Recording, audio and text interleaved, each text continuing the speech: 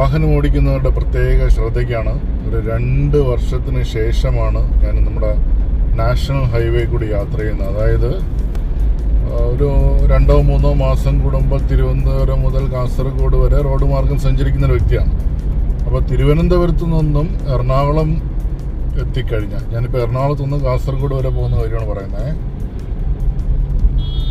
എറണാകുളത്തുനിന്ന് നമ്മൾ തൃശ്ശൂർ വഴി കുറ്റിപ്പുറം എത്തിക്കഴിഞ്ഞാൽ കുറ്റിപ്പുറം വരെ ഏകദേശം കോഴിക്കോട് കഴിയുന്നത് വരെ കാപ്പാട് വരെ 6 ട്രാക്കിൻ്റെ റോഡ് മിക്ക സ്ഥലങ്ങളിലും അവൈലബിൾ ആണ്. അല്ലാത്ത ഇടങ്ങളിൽ സർവീസ് റോഡും കിട്ടുന്നുണ്ട്. വലിയ തിരക്കുകളൊന്നുമില്ല. വലിയ ട്രക്കാണെങ്കിൽ പോലും സർവീസ് റോഡിൽ കൂടി പോകേണ്ട നല്ല സൗകര്യം ഒരുക്കിയിട്ടുണ്ട്. അപ്പോൾ എറണാകുളത്തുനിന്ന് മംഗലാപുരം വരെ പോകുന്നവർക്ക് വേണ്ടിയിട്ട് നേരെ നമ്മൾ തൃശ്ശൂർ 4 ട്രാക്കിൽ കൂടി തൃശ്ശൂർ മണ്ണൂത്തി എത്തി അവിടെ നിന്ന് കുന്നംകുളം വന്ന് കുന്നംകുളത്തുനിന്ന് കുറ്റിപ്പുറം എത്തുന്നവരെയുള്ള ബുദ്ധിമുട്ട് അതെത്തിക്കഴിഞ്ഞാൽ പിന്നെ സുഖമായിട്ട് കോഴിക്കോട് കിടക്കാമെന്നുള്ളതാണ്. പണ്ട് രാമനാട്ടുകരയും തൊണ്ടയാട് ബൈപ്പാസൊക്കെ കിടക്കാൻ നമ്മൾ ഒത്തിരി കഷ്ടപ്പെട്ടിരുന്നതാണ്. ഇപ്പം അതില്ല.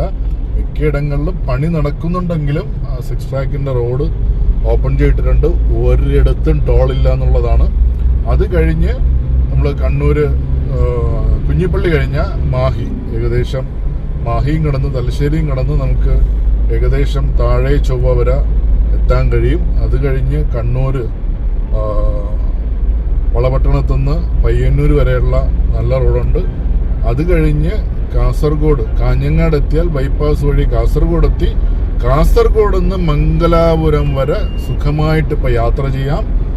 കുമ്പളയിലും ഉപ്പളയിലും ചെറിയൊരു പണിയൂടി കഴിഞ്ഞാൽ അതും സുഖകരമായിട്ട് നടക്കും. ചെറിയൊരു ബുദ്ധിമുട്ട് 2 ഇടങ്ങളിലുണ്ട്. എന്നാലും സുഖമായിട്ട് കാസർഗോഡ് ടൗണിൽ നിന്ന് മംഗലാപുരം വരെ പോകാൻ കഴിയും.